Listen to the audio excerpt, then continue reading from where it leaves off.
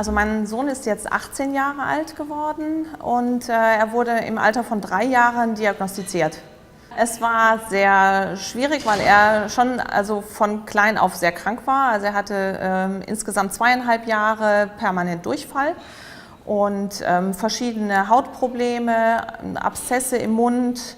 Und ja, wir sind also viel von Arzt zu Arzt gelaufen und keiner konnte uns wirklich sagen, was ihm fehlt.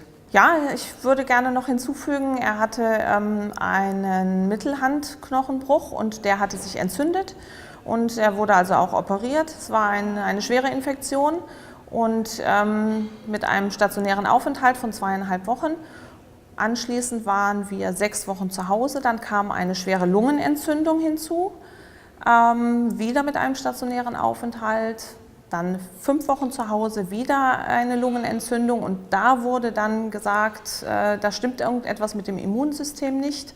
Und ja, der Arzt hatte die richtige Diagnose gestellt und seitdem ist es besser. Ich denke, die Awareness bei den Ärzten muss einfach auch größer werden, weil wenn man ein Problem hat, ein medizinisches, und man kommt zu einem neuen Arzt, dann muss man dem erstmal erklären, was ist überhaupt ein angeborener Immundefekt, was sind die Besonderheiten, und da wäre es schon sehr hilfreich, wenn die einfach besser Bescheid wüssten. Und es gibt in Deutschland einfach zu wenige Spezialisten, denen man sich einfach so anvertrauen kann.